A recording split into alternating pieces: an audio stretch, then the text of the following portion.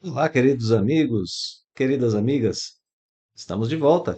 Vamos iniciar agora mais um estudo sobre o Livro dos Espíritos.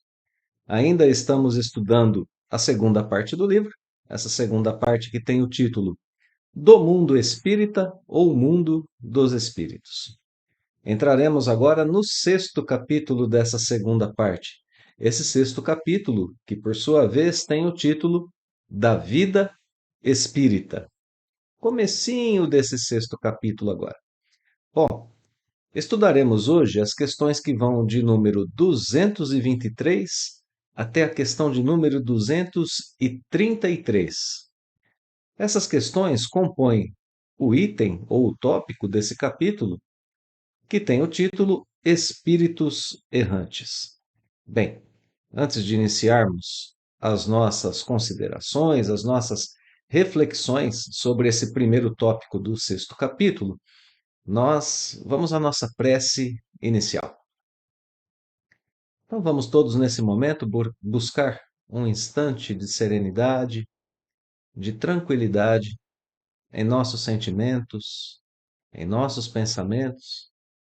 Vamos permitir, assim, que nossas faculdades estejam receptivas aos nossos anjos da guarda, para que eles possam agir em nós, trazendo as luzes que emanam do Divino Amigo, do Mestre Jesus, a quem nós pedimos humildemente que acompanhe o nosso estudo, sempre junto com as bênçãos, com as orientações de Allan Kardec, certamente espírito que irradia seus pensamentos, a sua moral, o seu amor sobre todos aqueles que sinceramente se entregam ao estudo das obras básicas. Assim sendo, nós hoje vamos entregar confiantes nossas faculdades nas mãos do Divino Amigo, para que os ensinamentos dos espíritos superiores codificados por Kardec estejam conosco, nos orientando verdadeiramente em nossas vidas. Muito obrigado, amado Mestre Jesus. Somos gratos por mais essa oportunidade de estudar, de aprender e progredir. Que assim seja. Então, meus queridos amigos, nós estamos hoje iniciando o sexto capítulo da segunda parte do Livro dos Espíritos. Essa segunda parte que fala sobre isso que nós chamamos de mundo espírita ou mundo dos espíritos.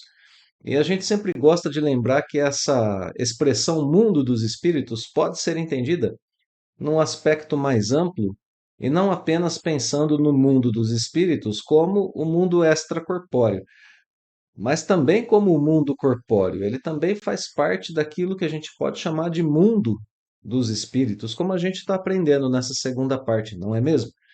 Temos visto em estudos anteriores, os mais próximos pelo menos, a questão da reencarnação, ou seja, o mesmo espírito vivendo ora encarnado. E como nós vamos ver nesse primeiro tópico do capítulo 6, agora as primeiras considerações da sua vida no mundo espiritual, vivendo, portanto, fora do corpo, fora do mundo corpóreo. Por isso, nós dizemos que o mundo do espírito é ora o mundo corpóreo, ora o mundo incorpóreo. Ora ele está no plano espiritual, ora ele está na matéria. Estamos aprofundando aqui o estudo das relações das individualidades, dos espíritos com a matéria. Temos visto, por exemplo, que o espírito é herdeiro de si mesmo no que diz respeito à sua vida espiritual. Temos visto que o espírito é a essência do ser que cada um de nós é, enquanto estamos encarnados, não é? Temos um corpo, perispírito, mas somos mesmo espíritos. Essas são informações que a gente tem trazido no decorrer desses estudos da segunda parte do Livro dos Espíritos. Estamos aprendendo juntos a identificar a nossa essência, a identificar o que é essencial em nós, para que assim nós tenhamos relações melhores com o mundo corpóreo. Assim, nós estudamos agora há pouco a teoria das múltiplas encarnações, apresentada por Allan Kardec de modo brilhante. seguindo ali os raciocínios, a lógica, a razão, a exposição de Allan Kardec, nós pudemos apreciar o quanto é melhor a teoria das múltiplas existências e assim aceitá-la de forma mais convicta e estarmos mais aptos a aprofundar o ensinamento dado pelos espíritos superiores. Então, essa doutrina é uma doutrina excelente do ponto de vista racional, do ponto de vista explicativo para a nossa vida em geral e mesmo da sua utilidade para o espírito. Muito bem, agora nós seguimos estudando isso que nós chamamos de vida maior, né? Essa questão do espírito vivendo e sempre existindo, seja no mundo corpóreo ou extracorpóreo, ele existe, ele é quem ele mantém a sua individualidade. Então, continuamos a estudar os aspectos da vida maior, vendo agora, aprofundando agora os princípios, os primeiros princípios da vida extracorpórea, da vida fora do corpo. Aqui a gente vai expor rapidamente o índice do capítulo, né, desse capítulo 6 da vida espírita. Hoje estudaremos esse primeiro item aqui, espíritos errantes. Temos vários outros itens no capítulo e vamos começar aqui, né? Espíritos errantes, mas para a gente ter uma ideia de que o capítulo é um tanto quanto longo, né, na sua relação com os itens, e que a gente vai, como de costume, passar de um por um, a gente vai no nosso estudo seguir, né, no nosso estudo sequencial. Bom, sem perder muito tempo, porque a gente tem um número razoável de questões hoje para abordar, não é? Vamos ao nosso aquela nossa leitura geral, não é? Aquela nossa apresentação geral do texto ou das ideias que estão sendo postas no item Espíritos Errantes que a gente vai estudar hoje. Então, nas questões 223 e 224, a ideia é a seguinte: a exposição, a primeira notícia, sobre a existência da vida no plano espiritual. Essa é a primeira coisa que a gente vai fundamentar aqui nessa parte, nesse estudo do primeiro tópico do capítulo 6. Então, é isso que está sendo posto aqui. Olha, o espírito tem uma vida no plano espiritual. Olha aqui a intenção da primeira pergunta. Ele desencarna e reencarna logo depois? Não, ele tem vida no plano espiritual. Essa ideia é desenvolvida na questão de número 224. Depois, da questão de número 225 até a questão de número 233, que é a última desse tópico, nós veremos as características e condições do espírito na vida extracorpórea. Então, olha só, características e condições. Estar na vida extracorpórea significa um sinal de inferioridade? Características, né? São errantes todos os espíritos que não estão encarnados? Olha só, característica ainda, né? Eles podem se instruir? Então, olha só, aqui as características já começam a abordar a questão, por exemplo, da inteligência e meios de progresso, né? Conservam as paixões humanas? Ainda características e condições do espírito lá na vida extracorpórea. Por que eles não deixam na Terra todas as suas más tendências quando desencarnam? Ainda condição que eles se encontram, né? Espírito progride? Olha só, então, inteligência, meio de progresso. Esses espíritos são felizes ou desgraçados? A questão da felicidade, a questão das paixões já apareceu, né? Como a gente viu agora há pouco. Eles podem ir a todos os mundos, os espíritos errantes, e depois os espíritos já purificados podem visitar os mundos inferiores, ou seja, a questão da liberdade. Então, características da vida espiritual, as características primeiras, as características principais da vida espiritual, sendo apresentadas nesse conjunto de perguntas e respostas que compõe o item Espíritos Errantes.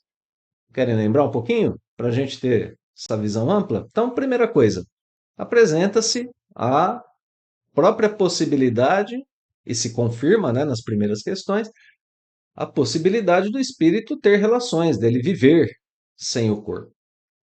Porque a gente poderia ter a hipótese colocada na questão 223, né? Desencarnar e já reencarnar logo em seguida. Não, não é assim. Então, primeira coisa, se coloca a existência dessa vida.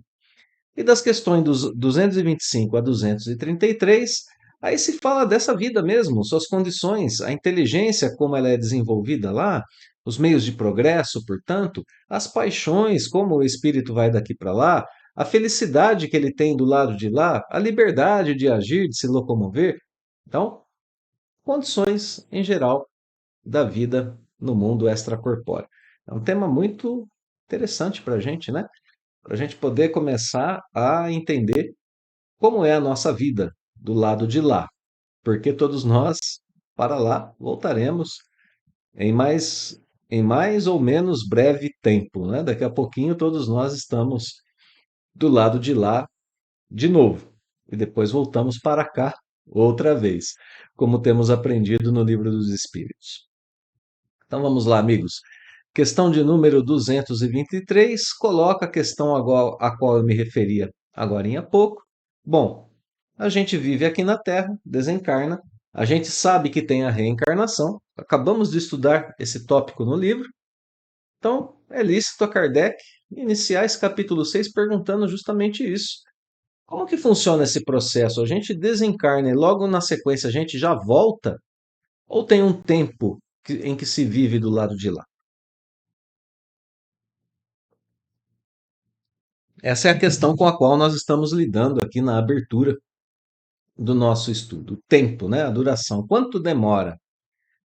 Já com a intenção de averiguar a existência da vida do lado de lá. Então a resposta diz: algumas vezes acontece sim do espírito reencarnar imediatamente. Isso pode acontecer. Mas de ordinário, os intervalos são mais ou menos longos.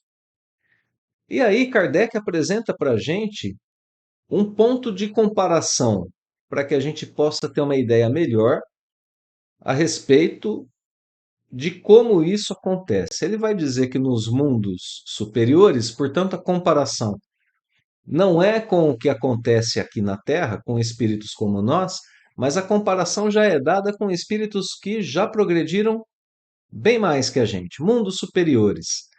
Então, nos mundos superiores, a reencarnação é quase sempre imediata, quase sempre. Então, olha só que interessante. Kardec perguntou como que funcionava o processo e os espíritos estão respondendo: depende do grau de progresso de cada um, né? São intervalos mais ou menos longos. Eles dizem assim, por exemplo, nos mundos adiantados, se reencarna quase imediatamente. Porque, como a gente já tratou algumas vezes no nosso estudo, a matéria nesses mundos é menos grosseira. E o espírito, quando está nesses mundos, ele não perde as suas faculdades de espírito, como está sendo colocado aí na resposta. E a resposta termina dizendo que o seu estado normal é o estado dos sonâmbulos entre nós. O que essa resposta está querendo nos indicar, né? Várias coisas. Se a gente parar para pensar no que está sendo dito aqui, primeiro ponto, aqui na Terra, quando um espírito desencarna, se demora mais para ele reencarnar. Via de regra, né? Na maioria dos casos é assim, porque a gente ainda não é espírito superior, e é com esses que a gente está sendo comparado aqui. Bom, por que a reencarnação é mais rápida para espíritos superiores? Porque os mundos espiritual e corpóreo, para eles, se confundem. O estado de desencarnado e de encarnado são dois estados que se confundem, são quase o mesmo. A matéria é tão sutil nesses mundos, nesses planetas, que eles encarnam, né? Como a gente já tratou aqui em estudos anteriores, eles encarnam, isso está no Evangelho segundo o Espiritismo, e quando encarnam, a infância é muito pequena ou quase nula. A existência da vida corpórea é muito mais longa do que na Terra, porque não tem doenças corpóreas que nós temos, porque o corpo é mais fluídico. Por isso mesmo, eles têm a consciência dos dois planos da vida. A morte não traz essa questão da decomposição do corpo, ou seja, é uma vida muito diferente da vida aqui na Terra, né? Não precisam da locomoção como a nossa, não precisam andar, se locomovem por vontade, querem estar no lugar e, portanto, se locomovem volitando, né, de um lugar a outro, mesmo encarnados. Bom, então eles têm essa dupla consciência do plano material e do plano espiritual. É por isso que aqui no finalzinho da questão a gente vê os espíritos superiores dizendo que o estado deles, o estado normal deles, é o estado dos sonâmbulos lúcidos, que estão entre nós aqui na Terra, que significa essa dupla consciência. Esse que é o sonâmbulo lúcido. Ele vê ao mesmo tempo o plano espiritual e o plano material, ok? Para a gente simplificar a questão aqui. Então, esse é o sonâmbulo lúcido. Bom, então aqui dessa primeira questão, a gente tira essas consequências já. Existe um tempo em que o espírito fica no plano espiritual. Uma reencarnação mais imediata apenas em mundos superiores. Então, imediatamente a gente já pensa, né? Se essa reencarnação imediata é para eles, para nós ela é um pouco mais demorada. E se ela para nós é um pouco mais demorada, aí então a gente já se vê forçado a perguntar: bom, o que acontece com a gente nesse meio tempo, em que a gente não reencarna? E olha só como que vem a pergunta 224 com Allan Kardec. Agora ele quer saber justamente o que é a alma no intervalo das encarnações. O que acontece comigo? O que eu sou quando não estou em um corpo? A resposta é: eu sou um espírito errante. É isso que eu sou. Então, a questão número 224 procura uma definição de estado. O que eu sou quando estou no plano espiritual. Porque eu sei que eu sou um espírito imortal, mas quando eu estou encarnado, eu sou uma alma, né? A gente já buscou isso e conviveu com essa definição aqui no Livro dos Espíritos. O espírito encarnado é uma alma. E desencarnado, o que ele é? Pergunta Kardec, sendo que ele vai ter que demora para reencarnar. Então procura essa definição de estado, né? Notemos que a gente já tem informações do Livro dos Espíritos, de estudos anteriores, sobre a imortalidade do espírito. Nós já temos informações sobre o perispírito. Mas aqui, nesse momento, o codificador começa a construir a ideia de uma vida de relação no plano espiritual. Né? E ele começa a construir essa ideia do princípio, do início, como um excelente pedagogo, né? Como um bom professor. A gente sabe que uma alma é um espírito encarnado, mas a gente parte desse ponto. Kardec quer começar do zero para construir as circunstâncias mesmas da vida do espírito lá. Então, a primeira coisa, definição que a gente tem é espírito errante. Espírito errante. Errante é aquele que vagueia, que anda sem rumo, não necessariamente que erra. O espírito errante não é um espírito que erra, mas um espírito que vagueia. Bom, característica desse espírito errante: ele aspira, ele deseja um novo destino e espera esse novo destino. Por isso ele é assim definido como um espírito errante, por desejar um novo destino, por esperar um novo destino. Mas essa é uma definição inicial, porque como a gente vai ver, não é só isso. Viver do lado de lá não é só desejar um novo destino, não é só esperar. Tem mais coisas, né? Bom, então se eu sou um espírito errante, Kardec vai perguntar, mas quanto tempo duram esses intervalos? Porque na questão anterior a gente tem a resposta, mas no geral, intervalos mais ou menos longos. E a comparação que a gente tem é com mundos superiores. Então agora Kardec está falando da gente. Ele fala assim: e agora, quanto duram esses intervalos para espíritos errantes? E a gente vai ver a ideia de espírito errante ser inclusive melhorada logo na sequência. Vamos lá. Ó. Quanto tempo duram esses intervalos? Podem ser de algumas horas, né? Reencarna imediatamente ou quase imediatamente, pode ser de algumas horas, pode ser de milhares de séculos. Milhares de séculos. Propriamente falando, não há extremo limite estabelecido para o estado de erraticidade. O que a gente conclui daqui, né, dessa questão 224A? É, bom, dura o tempo que tem que durar para cada espírito. Individualmente falando, não se pode estabelecer o tempo que um espírito fica do lado de lá. Trabalhando com essa ideia de duração, considerando o mundo espiritual como um intervalo entre duas encarnações, não dá para estabelecer limite de tempo. É mais ou menos longo. Depende do espírito que está desencarnado. Bom, mas alguma informação um pouco mais específica a gente ainda tem nessa própria resposta. Olha aqui, ó. Pode se prolongar muito, mas nunca é perpétuo. Em algum momento, o espírito tem que voltar a uma existência corpórea, apropriada para purificá-lo. Isso é ponto pacífico. Né? Então, informação que a gente tem como ponto de partida é essa. E muita calma nesse momento, né? Porque essas informações vão sendo melhoradas daqui a pouquinho. São pontos de partida que estabelecendo primeiramente a vida, né, de relação no plano espiritual. Kardec insiste, olha só, porque realmente não é satisfatório, né? Essa resposta não está satisfatória para a gente.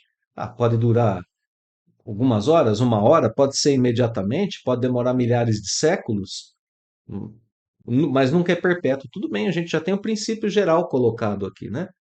Mas ainda é insuficiente. A gente quer um pouco mais, né, de informação. Então, Kardec pergunta na 224b se essa duração depende da vontade do espírito ou pode ser imposta. Então, veja só, já começa a se estreitar aqui a relação, né, dessa vivência no plano espiritual e a gente já vai descobrir uma coisa aqui também, se a vontade do espírito está em ação no plano espiritual, tá? Ou se está latente, porque pode acontecer, né, da gente desencarnar e aqui os espíritos superiores terem respondido: olha, lá não tem vontade, não. Eles ficam latentes lá, ficam desacordados e voltam quando Deus assim o quer. Poderia ser uma resposta desse tipo que a gente recebesse, né? Quando Kardec fala sobre a vontade. Então, aqui a gente já vai ver se o espírito fica lá por vontade ou imposição. Como funciona a lei de Deus em relação a isso? É uma pergunta muito perspicaz de Kardec. Olha lá, ó, esse tempo que o espírito fica lá é uma consequência do livre-arbítrio. Portanto, o livre-arbítrio estava operante antes, continua operante lá, e a vontade também se mantém como uma das faculdades do espírito que está ativa quando ele está desencarnado. Os espíritos sabem perfeitamente o que fazem. Olha aí. Ó. Mas também para outros isso constitui uma punição. Estarem lá ou voltarem para cá. O tempo de ficarem lá constitui também uma punição. A gente vai entender já já por que disso. Outros pedem que ela se prolongue a fim de continuarem estudos que só na condição de espírito livre podem efetuar-se com proveito. Olha como essa resposta é rica, curiosíssima para nós, né? Resposta a essa questão de número 224b é uma resposta que a gente deve guardar, né, assim na nossa mente. Porque ela assegura que nós continuamos tendo livre-arbítrio desencarnados, ela assegura que nós continuamos tendo vontade, que nós continuamos tendo consciência, os espíritos sabem perfeitamente o que fazem, portanto a gente tem consciência, e a gente tem consciência inclusive do nosso estado lá. Por isso que para alguns constitui uma punição. Em outros termos, a gente vai ver já já ser desenvolvida a ideia das paixões que o espírito leva daqui para lá, da Terra para lá. Então pensemos assim de forma muito, muito rápida, né? Só para a gente justificar essa questão da punição, para a gente ver que Deus não castiga propriamente, de uma forma propriamente dita, né? A ideia de punição aqui, na doutrina espírita, é sempre a ideia de consequência. Se o meu sofrimento, visto como punição, é uma consequência dos meus próprios atos equivocados. Não é que Deus está punindo propriamente, né, seus filhos. Não, Deus colocou a lei de causa e efeito e nos deixa vivê-la. Então, como que isso funciona aqui? Né? Assim, bom, providência divina decidiu prolongar a existência de um espírito no plano espiritual. Por que que isso é uma punição? Vamos imaginar o seguinte exemplo: a pessoa viveu na Terra sendo uma pessoa profundamente avarenta, ou tendo qualquer outro vício, qualquer outra paixão daquelas que fazem com que a pessoa se perca pelos caminhos da vida. Gula, por exemplo. Entre tantos outros, né? Vícios e imperfeições que a gente possa imaginar. Bom, plano espiritual, não dá para o avarento continuar sendo avarento, conquistando e amontoando bens materiais, porque lá isso não faz o mínimo sentido e não tem. Não tem dinheiro no plano espiritual. Não tem um modo de ele fazer a aquisição de diversos imóveis para viver de renda. Não existe isso, não é, no plano espiritual. Para uma pessoa que viveu exclusivamente para satisfazer os seus apetites sexuais e outros. Da gula, como eu mesmo citei. O plano espiritual não tem, né? Então veja, estar lá sem poder saciar esses, esses tipos de desvios é uma punição para esse espírito. Então, ele vai estar lá, mas vai estar muito incomodado. Bom, tem um outro motivo para eles ficarem lá. O motivo que a gente vê aqui no finalzinho da resposta. Muitas vezes eles estão lá para continuar estudos. Alguns estudos que não podem ser feitos com o espírito encarnado. Eu vou citar um. O estudo, por exemplo, dos fluidos. Os fluidos que nós não podemos perceber e nem ver estando encarnados, em algum nível devem ser estudados por nós enquanto estamos no mundo extracorpóreo. É o modo mais fácil da gente poder aprender sobre os fluidos. A gente continua lá, deixa eu estudar os fluidos mais um pouquinho, estou progredindo, né? E muitas vezes essa permissão é dada. E a gente continua do lado de lá estudando. Então, olha só, né? A gente já foi capaz de perceber, inclusive, aqui, que os espíritos têm ocupações sérias, boas ocupações no plano espiritual, e têm as razões por estarem lá ou para estarem aqui. Então, realmente, as respostas assim um pouco mais vagas, um pouco mais gerais que a gente está vendo, são as respostas que podem ser dadas, porque não tem uma regra geral que diz assim, olha, você vai ficar, toda vez que você desencarna, você fica 10 anos lá. Não, você fica 100 anos. Deu 100 anos, você tem que voltar. Não existe isso, meus amigos, né? O tempo é mais ou menos longo para cada espírito, dependendo daquilo que ele precisa, dependendo do uso do seu livre-arbítrio, dependendo até mesmo da sua vontade, das condições que ele tenha para a sua existência, dos estudos que ele desenvolve, de tudo que ele está fazendo. Então, é isso. Depende muito para cada um de nós o tempo que a gente vai ficar lá. Vamos seguir as ideias do texto. 225. A erraticidade é por si mesma um sinal de inferioridade dos espíritos? Ficar vagando do lado de lá, né? A gente foi definido agora há pouco, né? Deixa eu voltar aqui só um pouquinho a questão para a gente não perder o fio da meada. Nós fomos definidos como espíritos errantes, aqueles que vagam, que esperam por um novo destino.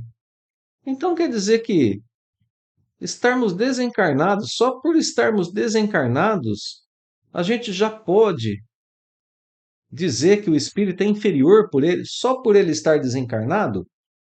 Olha a pergunta que Kardec coloca, né? E aqui, meus amigos, a gente ainda tem nas entrelinhas dessa pergunta uma ideia com a qual a gente está convivendo aqui. que talvez a encarnação seja o melhor estado para o espírito. Melhor, o mais natural, melhor estar aqui do que na vida espiritual. Lembra que a gente acabou de dizer agora que Kardec está tratando da vida no plano espiritual como um intervalo entre duas encarnações. Eu desencarnei, estou lá.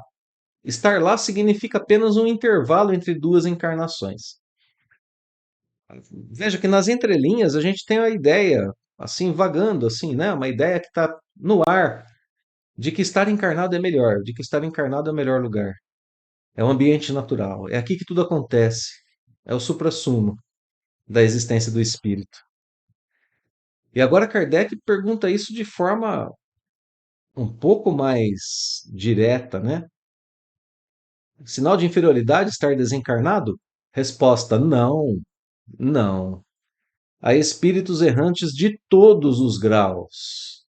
E aqui para a gente derrubar de toda maneira essas ideias que talvez possam ter surgido das perguntas que Kardec pôs, olha como que vem o restante da resposta.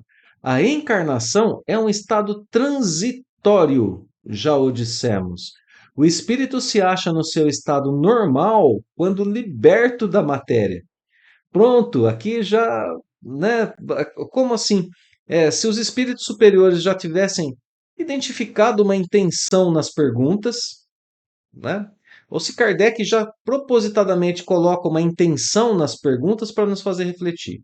E depois coloca essa resposta que vem, assim, com todo o respeito na palavra que eu vou usar agora, essa resposta vem para demolir a nossa compreensão sobre a vida.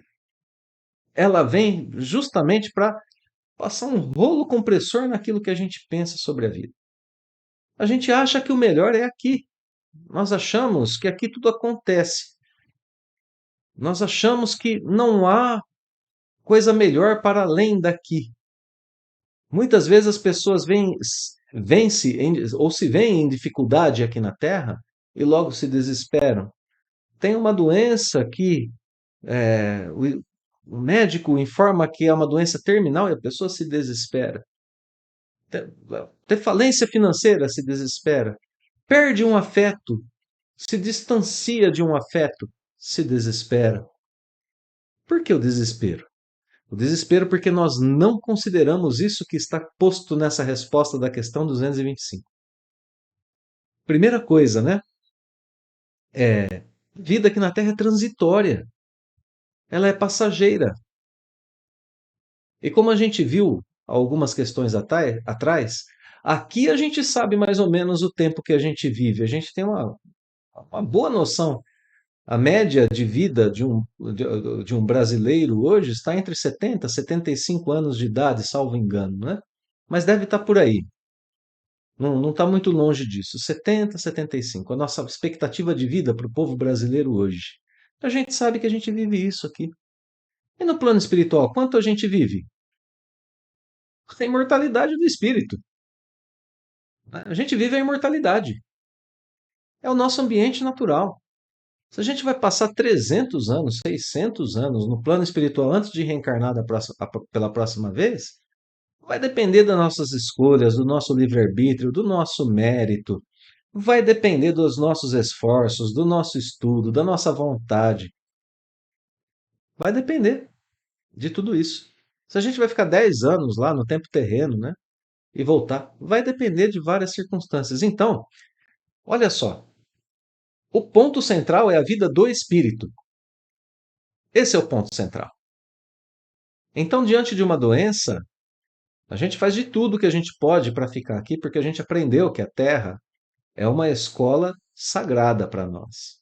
Ela é uma escola que deve ser, sim, muito respeitada e aproveitada por todos nós. Mas a gente não se desespera diante da doença, diante do afastamento de outras. A gente não se desespera diante das condições da vida. Por quê? Porque essa vida é transitória, é passageira, é uma escola, é um aprendizado, e do lado de lá é melhor. Do lado de lá é melhor. Então, pontos dessa questão do número 225 para a gente lembrar. Primeira coisa, estar desencarnado não é nem de longe sinal de inferioridade do espírito.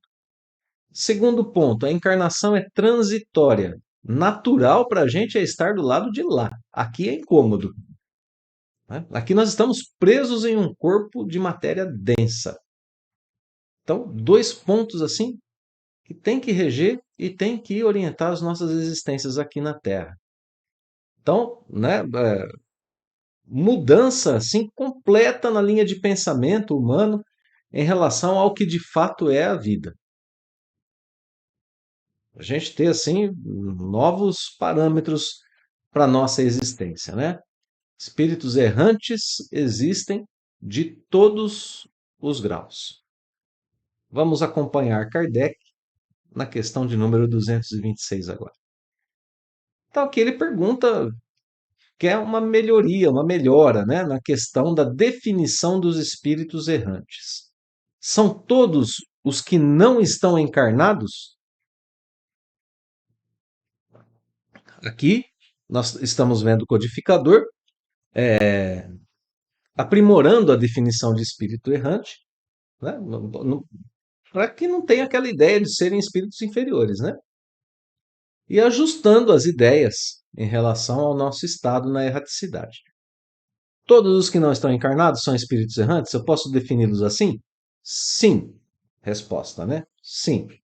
Com relação aos que tenham ainda que reencarnar. A gente não pode chamar de espíritos errantes os espíritos puros que já chegaram à perfeição. Esses estão em estado definitivo, esses não reencarnam mais e estão no seu ambiente natural. Portanto, não são espíritos errantes. O que significa isso nessa questão, meus amigos? Vamos recapitular um pouquinho. O espírito errante é aquele que deseja um outro tipo de prova, um outro tipo de missão, um outro tipo de expiação, uma outra tarefa, um outro futuro, quando ele está do lado de lá. Ele aspira, ele deseja a sua melhora. Então ele ainda tem coisas a realizar para que ele esteja em pleno acordo com as leis divinas. Essa é a condição do espírito errante. Então ele não tem o privilégio de ficar apenas no seu ambiente natural, que é o mundo espiritual. Ele não goza desse privilégio. Ele precisa, em algum momento, se envolver com a matéria mais densa para que ele possa progredir. Então, todos os espíritos que ainda precisam se envolver com a matéria são tratados como espíritos errantes. Os puros não. E qual é a diferença entre eles? Não é só a questão de não precisar reencarnar. Não é só a questão de não precisar mais ter contato com a matéria para o seu progresso. A questão é uma questão mais profunda que essa. É porque os espíritos puros vivem no plano espiritual em plena comunhão com as leis de Deus. É por isso que eles não precisam mais da matéria. Eles não têm mais o que purificar em si, eles já são puros. Então, a principal utilidade da matéria em nossas vidas é ajudar a purificação do espírito. Se esses espíritos que já chegaram à perfeição já cumpriram essa tarefa, eles não são mais espíritos errantes. Eles são espíritos que estão no seu plano natural e não são mais errantes porque não aspiram para si mesmos um futuro melhor, já chegaram na perfeição. O que eles O desejo deles já está em plena comunhão com a vontade de Deus. O pensamento também, o sentimento também, as ações também gozam, portanto, da posição de espíritos que não precisam mais estar encarnados. É esse o ponto central aqui dessa resposta, né? Que apesar de curtinha, tem esse fundo, né? Tem todas essas informações para a gente. Vamos aqui a gente acompanhar o comentário de Kardec, né? Kardec vai propor para a gente uma, uma qualificação diferente aqui dos espíritos. Olha só, naquilo que diz respeito às suas qualidades íntimas, os espíritos são de diferentes ordens ou graus, né? Como a gente viu lá na escala espírita. São de diferentes ordens ou diferentes graus. vão passando por esses graus sucessivamente à medida que se purificam. Foi o que a gente viu há pouco tempo na escala espírita, né? Mas olha só, com relação ao estado, não às qualidades íntimas, né? Com relação ao estado em que eles se encontram, eles podem estar encarnados, isto é, ligados a um corpo, eles podem ser errantes, estarem sem um corpo material e aguardando nova encarnação, ou podem ser espíritos puros, que não precisam mais encarnar. Então vejam, foi apresentada a escala espírita, que trouxe para a gente os diversos graus de progresso do espírito, e aqui Kardec nos leva a pensar a escala espírita do ponto de vista agora de uma outra qualificação, talvez, a qualificação do estado. Eu posso ser um espírito imperfeito e estar desencarnado ou encarnado. Okay? Eu posso ser um espírito primitivo e estar desencarnado ou encarnado. Eu posso ser um espírito de qualquer ordem. Eu posso ser um espírito regenerando e estar encarnado ou desencarnado. Eu posso ser um espírito da ordem dos espíritos que vivem em mundos felizes, por exemplo, e estar encarnado ou desencarnado. Eu posso ser um espírito superior e estar em qualquer uma das duas situações, encarnado ou desencarnado. Mas para considerar puro, um espírito puro, um espírito perfeito, a gente precisa considerá-lo primeiramente como fora da matéria. Vejam, eu não posso dizer que eu vou considerá-lo unicamente vivendo no plano espiritual. Isso eu não posso afirmar. Que ele nunca mais estará no plano material. Isso eu não posso afirmar. A gente vai ver isso lá no final do nosso estudo de hoje. E eu não posso afirmar pela bondade de Deus. Lembremos, Jesus era um espírito, né, um espírito puro, perfeito, e encarnou na Terra. Mas ele não encarnou por si mesmo. Ele encarnou, usou o corpo físico próprio aqui do planeta Terra, não por si mesmo, mas por nós. E aí tudo é diferente. Né? Ele não voltou ao invólucro carnal porque precisava. Não. Ele voltou ao invólucro carnal porque nós precisávamos dele no invólucro carnal. Ele atende a um chamado divino da vida. Ele atende a esse chamado divino, vindo ao planeta Terra para nos dar exemplo, para nos dar instrução, para nos oferecer orientação, para nos ensinar sobre o amor e sobre a vida imortal do espírito. Continua regendo o nosso orbe. Ele é o espírito que promove a vinda do espiritismo na Terra. Então, a gente não pode considerar o espírito puro unicamente, ou perfeito, né, unicamente vivendo no plano espiritual, porque em missão de amor e em missão divina, eles podem, se quiserem, se for necessário, usar um corpo como o nosso. Okay? Vamos em frente. Questão de número 227 agora. Estamos chegando já ao finalzinho, né, do nosso estudo aqui. Vamos até 233. Vamos lá. Bom, espíritos errantes, de que modo se instruem? É igual a gente aqui na Terra? Bom, como eles se instruem? Eles estudam, procuram meios de elevar-se. Questão 227, olha só. Já colocando para a gente a questão do progresso intelectual, né, dos espíritos que estão do lado de lá da vida, se esse progresso existe, como ele é. E notando, né, relembrando sempre que do lado de lá da vida, esses espíritos não têm a matéria para forçar o progresso através, por exemplo, do trabalho e das necessidades corpóreas.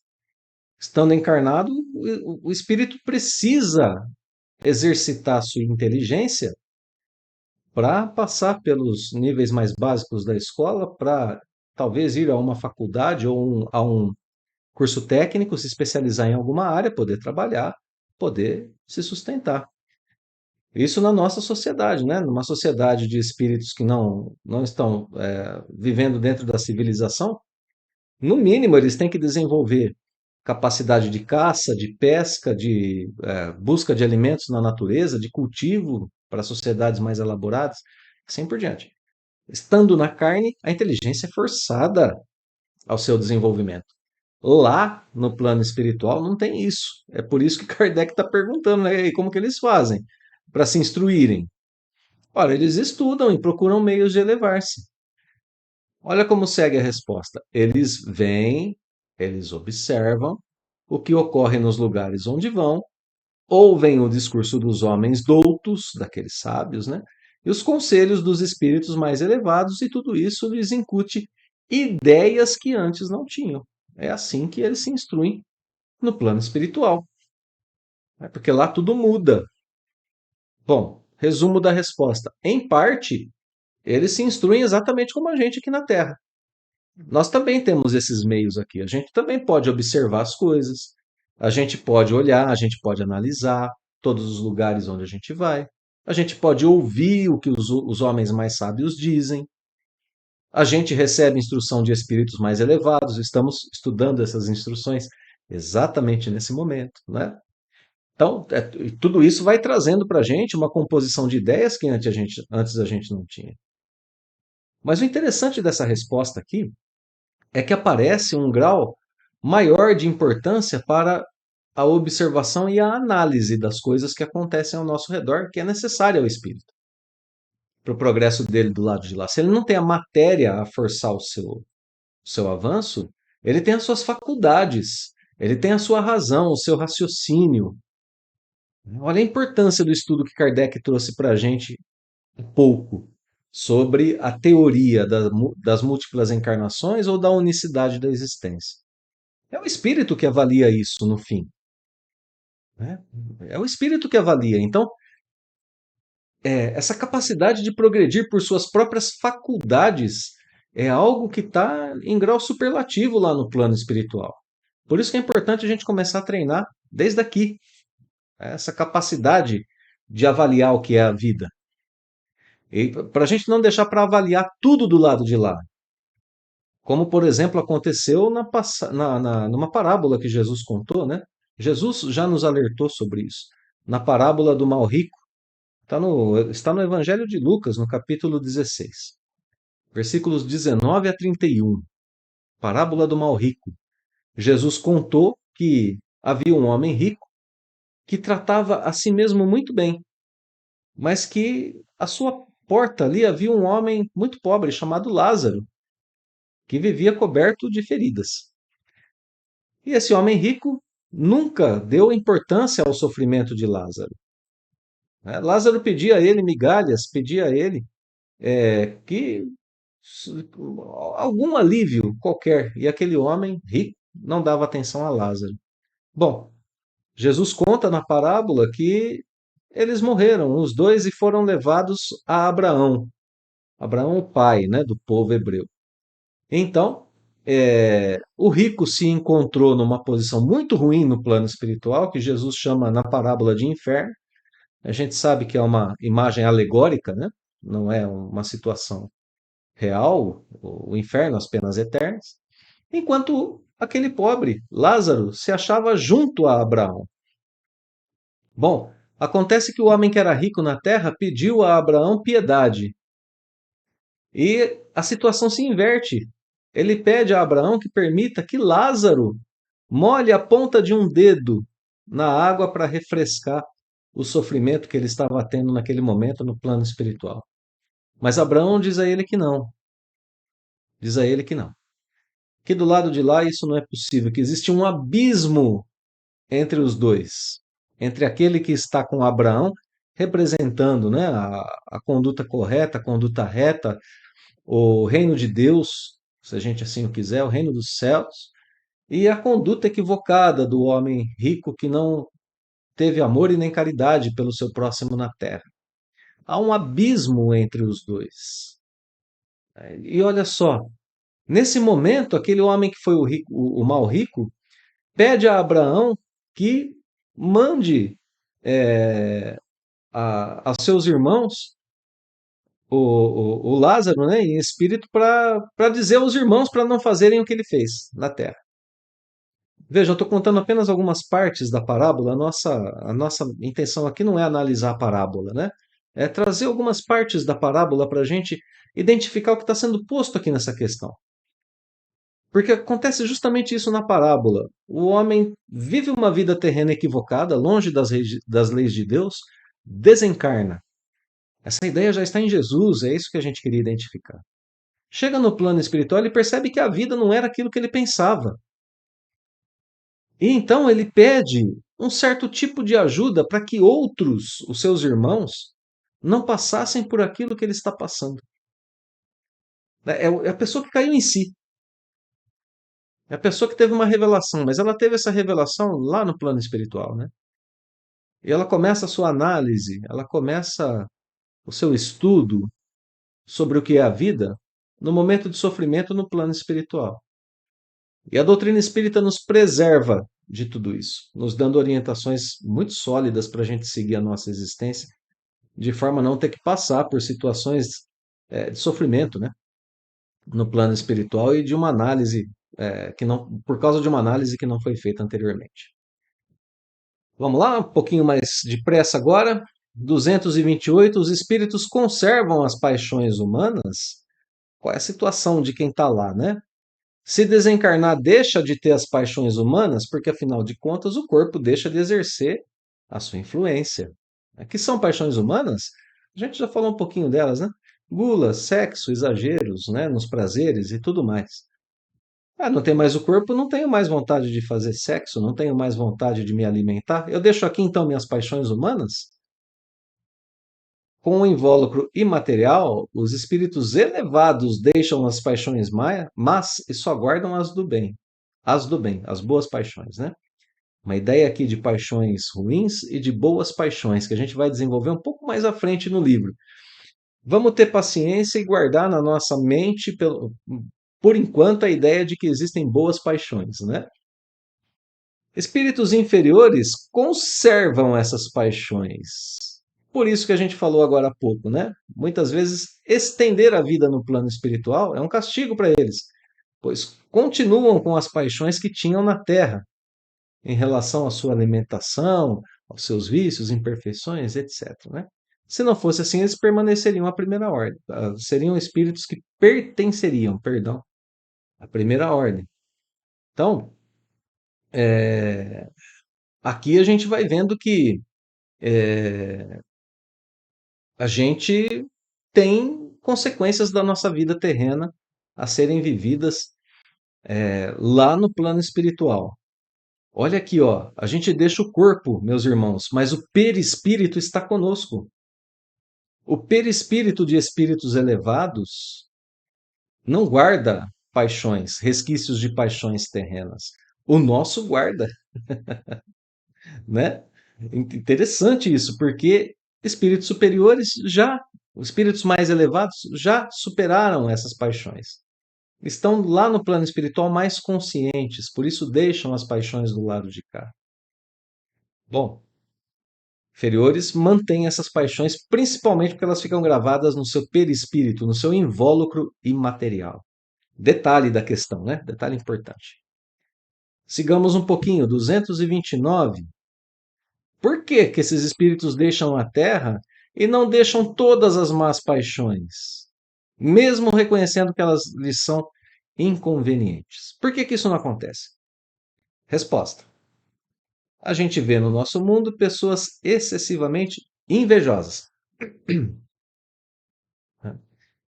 Então, olha só, não basta a gente estar desencarnado e saber que as paixões são perniciosas.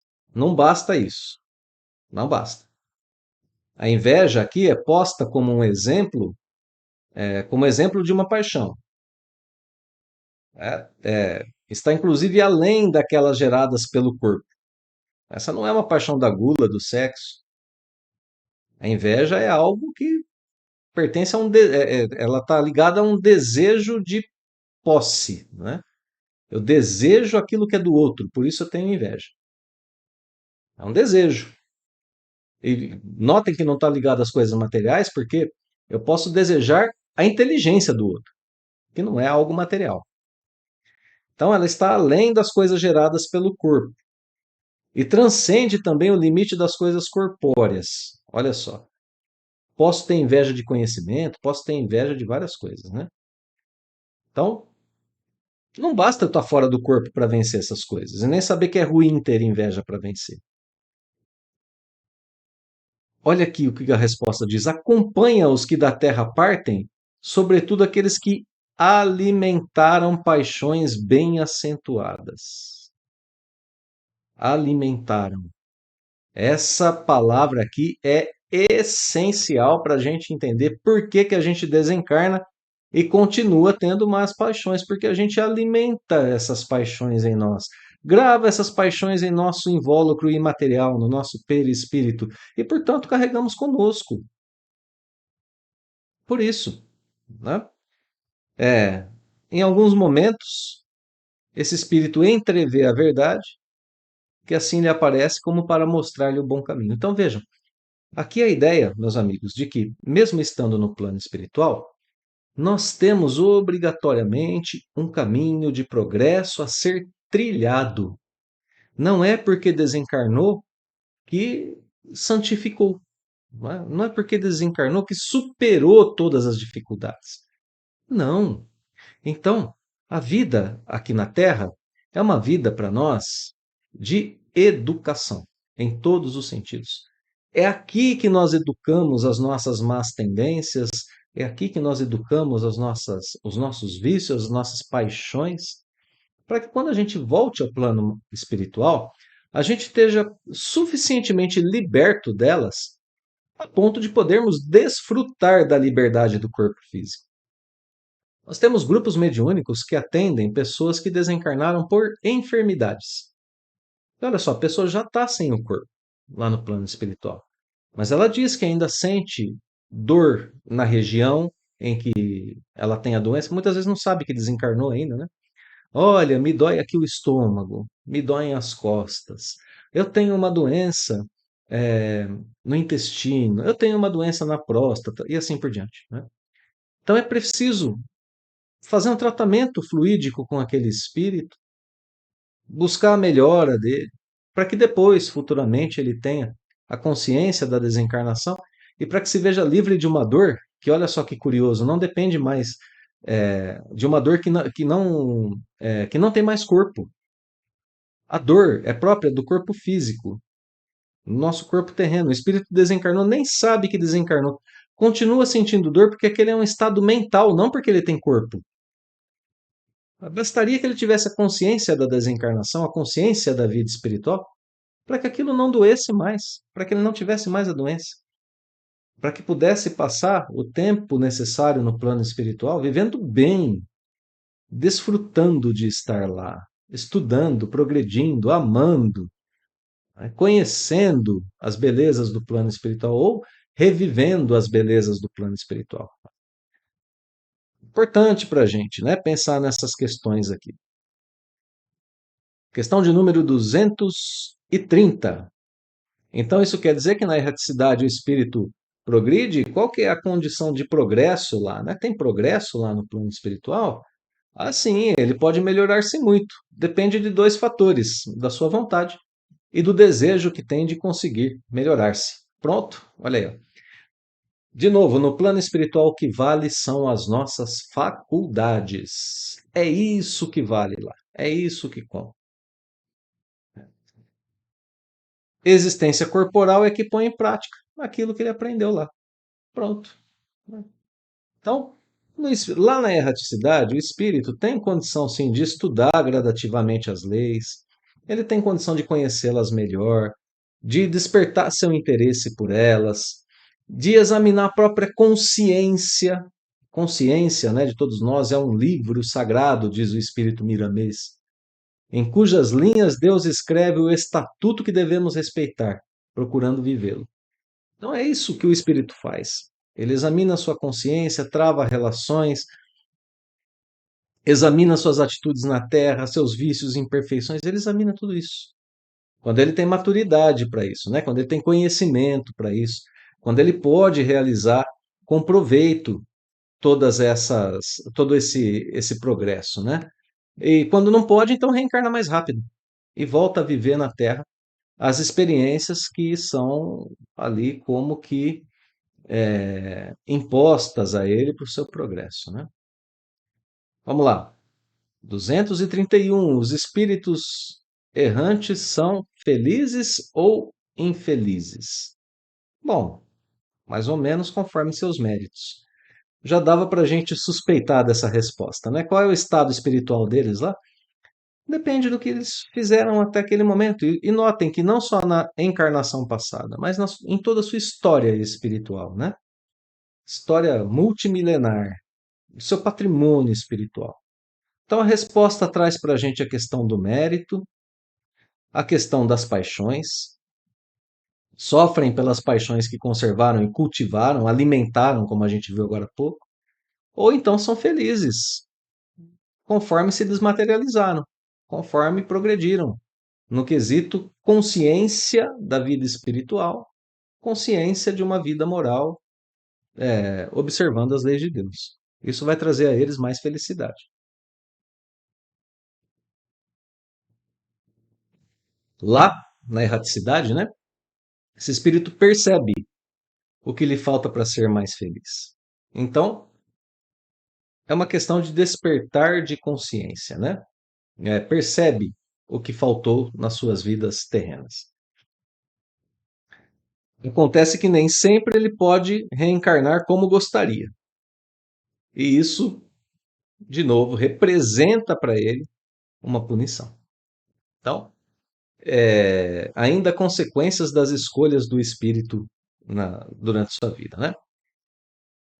Vamos encerrar as duas últimas questões que trazem a seguinte ideia. Os espíritos errantes podem ir a todos os mundos? E olha a questão de número 233. Os já purificados descem aos mundos inferiores? Olha aqui a gente tem a questão da liberdade no plano espiritual, né? Se a gente viu todas essas condições, características, inteligência, sentimento, né? Feliz ou infeliz, paixões ou pureza, agora a gente está vendo a questão da liberdade. Olha lá. Podem ir a todos os mundos? Ah, isso vai depender, né? Os errantes podem ir a todos os mundos? Só por terem deixado o corpo, eles não estão completamente desprendidos da matéria, como a gente acabou de dizer. A mente pode estar presa à matéria por paixões, pela, pela falta de consciência e de conhecimento do plano espiritual e tudo mais, né? Então, eles podem ainda estar presos à matéria, mesmo estando desencarnados, por causa da sua condição espiritual, mental, emocional. Então, continuam a pertencer ao mundo onde acabaram de viver. Nada mais natural, né? Ou a outro do mesmo grau. Então, eles pertencem àquele mundo, né? Então, não visitam outros mundos, assim, ordinariamente falando.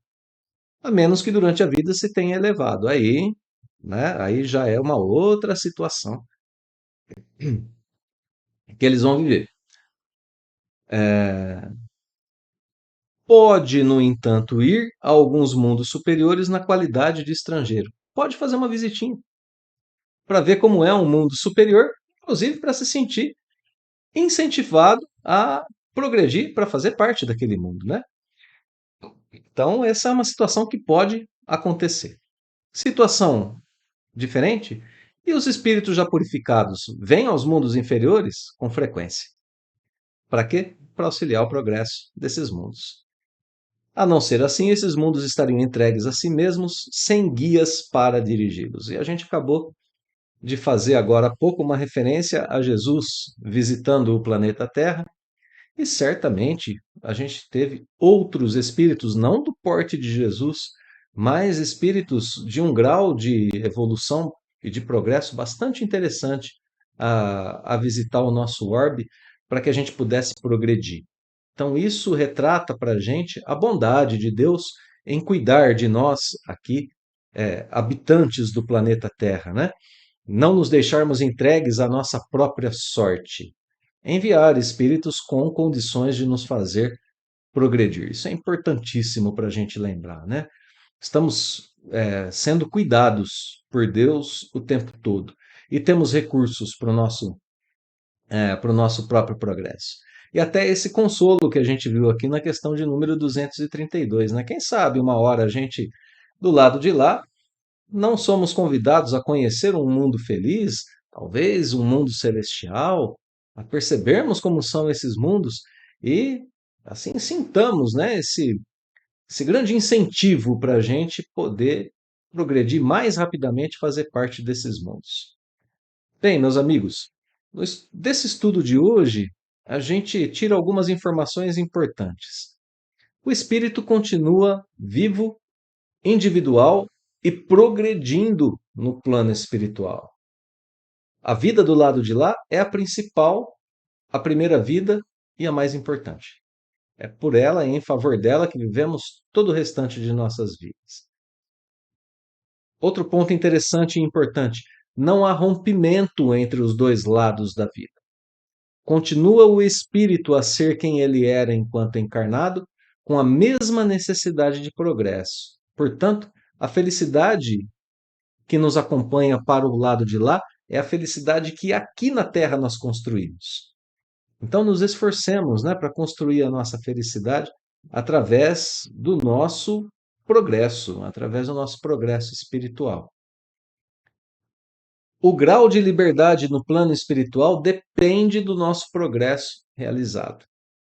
Então, mais uma vez, né? Nunca estamos desprovidos de meios para o nosso progresso. Aqui no corpo a matéria, do lado de lá as nossas faculdades.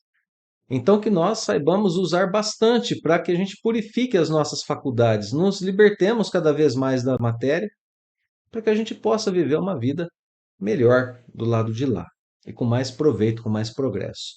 E o último ponto que eu queria destacar é que nós não estamos entregues à própria sorte, né? Nós temos espíritos mais adiantados que nos visitam e que nos trazem orientação, consolo, que trazem o exemplo da vivência da lei de Deus para que a gente possa seguir.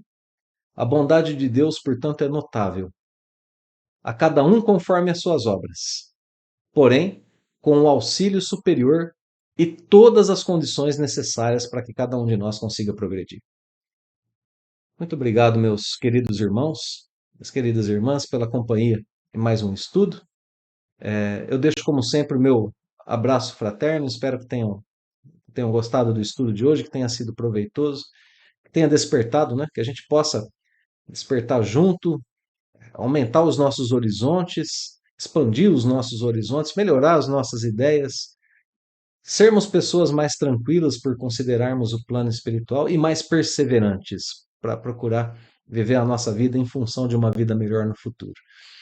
Então, mais uma vez, meu muito obrigado, um abraço fraterno a todos e o convite para a gente continuar na semana que vem, mais um tópico a partir da questão de número 234. A gente se vê em breve. Até logo mais.